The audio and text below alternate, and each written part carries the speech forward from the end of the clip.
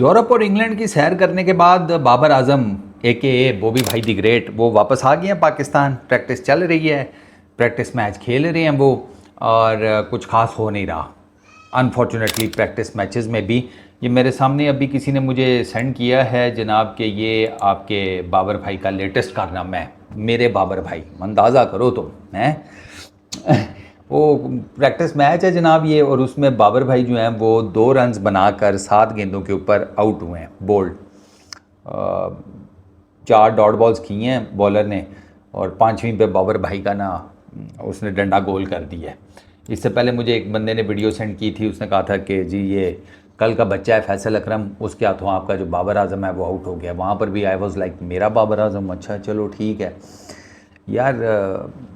Out of form है बाबर आजम, मेरा ख्याल है ये सारी दुनिया को पता है।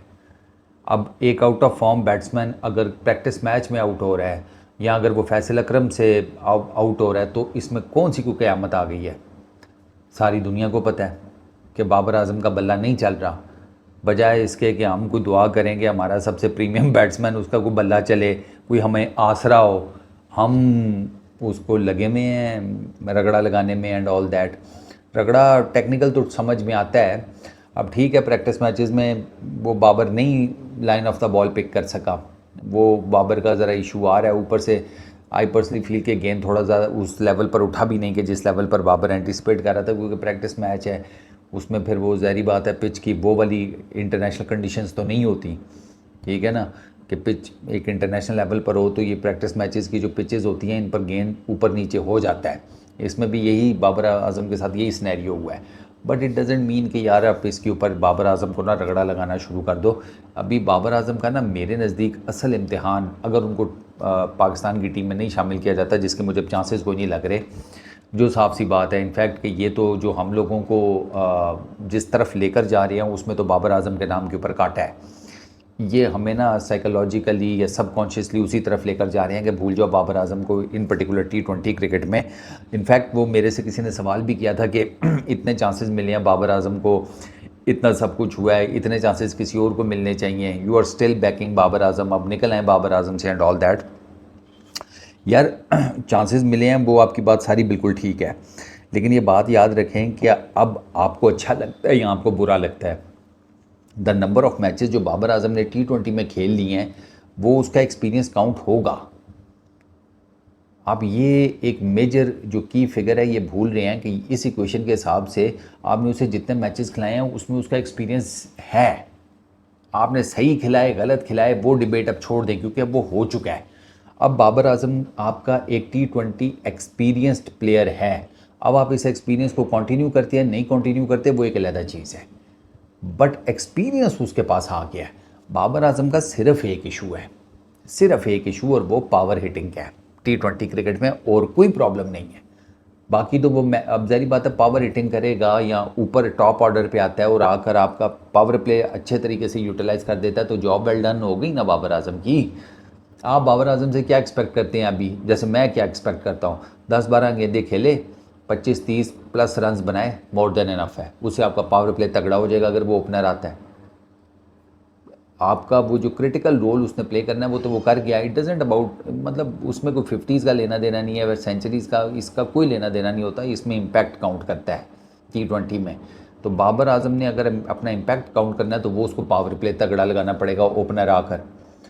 अब ऑब्वियसली आपकी जो T20 करंट जो लॉट चल रही है उसमें तो कैसे आप मैनेज करेंगे, आपके पास फ़खर भी है, साइम भी है, हारिस भी है, ठीक है, आपके पास हसन नवाज़ भी है, तो 4 तो मोटे मोटे सीधे आपके ये स्लॉट्स बुक हो जाते हैं। आपके पास साहिबजादा फरहान भी है, तो ऑप्शंस तो आपके पास पहली 4 पोजीशंस को के ऊपर खिलाने के लिए 5 आ गई हैं।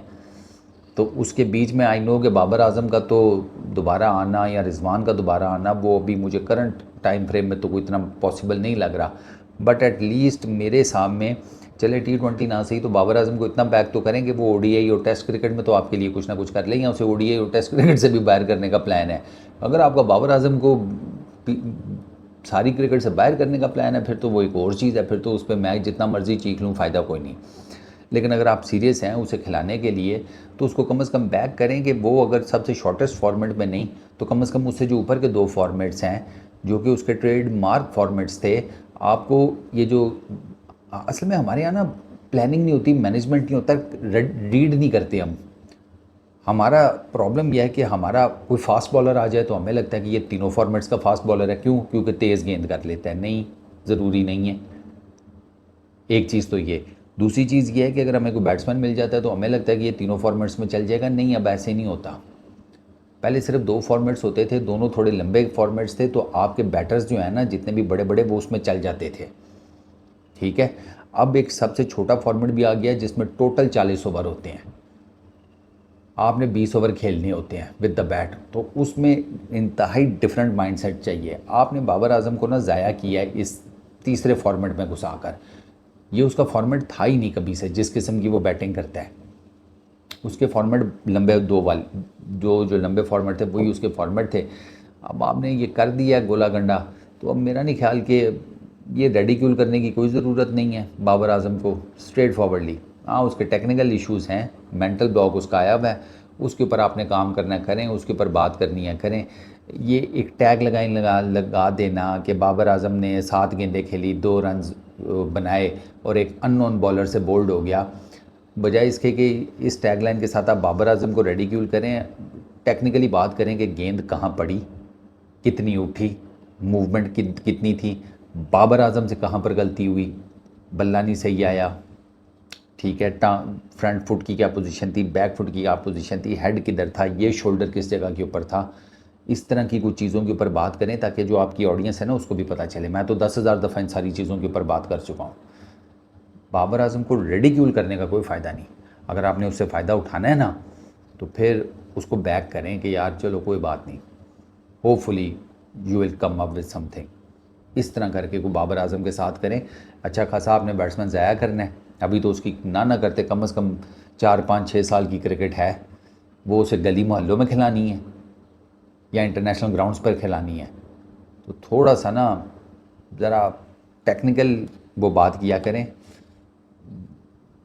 ये जो ज़ाती वो टाइप हो जाता है ना काम, और करता भी कौन है यार। तुम जो बाबर आजम पे कर रहे होते हैं, बंदा उनसे पूछे तुम अपने टाइम पे कौन सा कोई हरकुलिस थे यार, तुम कौन सा दुनिया के सबसे डोमिनेंट बैट्समैन थे, तुम सारे भी ऐसे ही थे, कभी चल गए कभी नहीं चले, तुम्हारा भी यही हिसाब किताब था। चलो इस वीडियो में इतने ही, अपना बहुत ख्याल रखना, नेक्स्ट वीडियो में मुलाकात होगी। Peace out.